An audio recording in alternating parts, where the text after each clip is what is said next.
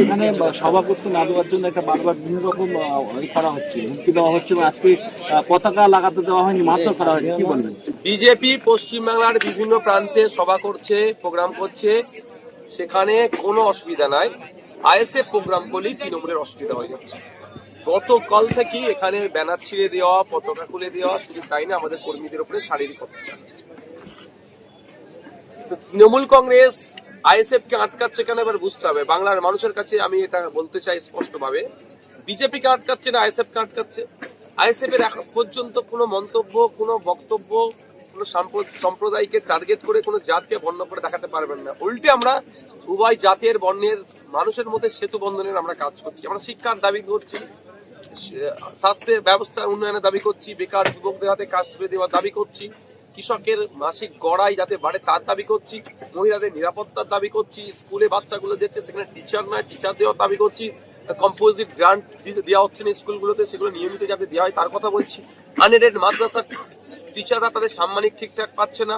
যদিও মমতা ব্যানার্জি মহাশয় বলেছিলেন 2021 সালে বিধানসভাতে যে 55 কোটি টাকা বরাদ্দ হয়েছে, বরাদ্দকৃত টাকা কোথায় গেল কেউ জানে না। বাচ্চাগুলো মিড ডে মিল পায় না।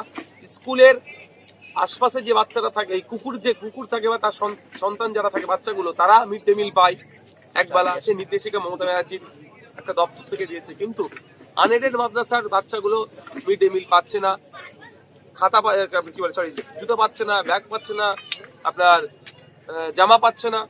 এইসব বিষয়গুলোকে নিয়ে আমরা যখনই সোচ্চার হচ্ছে আমাদেরকে আটকানোর চেষ্টা হচ্ছে। তবে এই ধরনের ধমকে চমকে মারধর করে আইএসএফ যে বিপ্লব সংগঠিত করতে চায়, যে সমাজ ব্যবস্থার বিপ্লব, আটকাতে পারবে না। তবে প্রশাসনের তৎপরতার জন্য বিষয়টা আজ খুব একটা বড় আকার নেয়নি।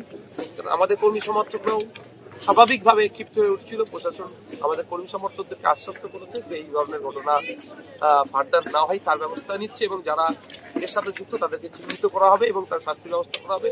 সুতরাং প্রশাসনের যে আশ্বস্ত করেছে সেটা হওয়ার পরে আমাদের কর্মীরাও সংযত ছিল, আর একটু ধৈর্য ধরেছে।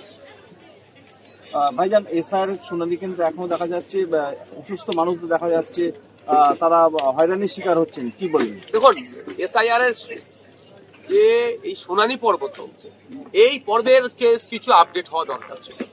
একদম এসআইআরটা কোনো রকম হোমওয়ার্ক না করেই ইমপ্লিমেন্ট করার চেষ্টা হচ্ছে, ফলে এই দুরবস্থা। এআইকে দিয়ে করাচ্ছে, নামের আকার ওকার ভুলের জন্য শুনানিতে অনেকে ডাক চলে আসছে বা রিভেরিফিকেশন আসছে, যেটা কোনো ব্যাপারই নয়। দেখুন, বৃদ্ধ অসুস্থ মানুষের ভোট আমরা দেখেছি, ভোটের সময় বাড়িতে গিয়ে নেওয়া হয়। তাহলে অসুস্থ মানুষ যারা বা যারা বয়স্ক মানুষ, তাদের শুনানি তাদের বাড়িতে গিয়ে কেন হবে না? এটা চেঞ্জ করতে পারছে।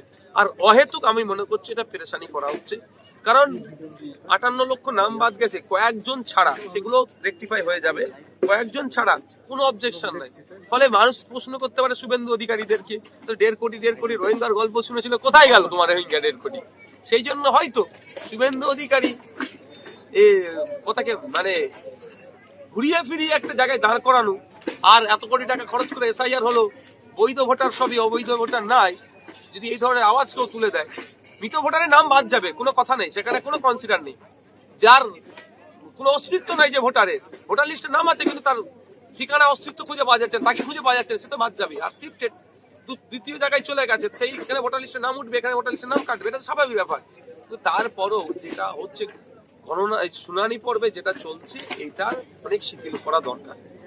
ভাইজান, তৃণমূল কংগ্রেসের নেতারা বাড়িতে গিয়ে হুমকি দিচ্ছে, প্রোগ্রামে যেন না আসতে পারে, কি বলবেন? কেন হুমকি দিচ্ছে? আইএসএফকে ভয় পাচ্ছে বলে? আইএসএফকে ভয় পাওয়াটা হচ্ছে আমাদের কাছে জয়। হুমকি দিয়ে কতদিন আটকে রাখবে? গণতন্ত্রের শেষ কথা বলে মানুষ। যেই তৃণমূলের নেতারা হুমকি দিচ্ছে, সেই তৃণমূলের নেতার ছেলে মেয়ের ভবিষ্যতের কথা চিন্তা করে আমরা লড়াই করছি। সেই তৃণমূলের নেতাদের মধ্যে কারো বাপ মা নানি দাদি কবরে শুয়ে আছে, কবরটা বাঁচানোর লড়াই আমরা করছি। সেই তৃণমূলের নেতা মসজিদে যায় কি যায় না বলতে পারবো না, কিন্তু তার মহল্লায় যে মসজিদটা আছে, সেই মসজিদটা বাঁচানোর জন্য আমরা লড়াই করছি। আবার সেই তৃণমূলের নেতারাই আমাদের লোককে ডিস্টার্ব করছে। শুধু তাই না, সেই তৃণমূলের নেতাটা আগামী দিনে সংরক্ষণের কোটা থেকে পঞ্চায়েত সমিতি, জেলা পরিষদে কন্টেস্ট করতে পারবে কি পারবে না, সেটা দুদুল্যমান আছে, দ্বিধাদ্বন্দ্বের মধ্যে আছে। আমরা লড়াই করছি তারা যাতে ওবিসিটা ঠিকঠাক করে পায়। আর কিছু কোশ্চেন?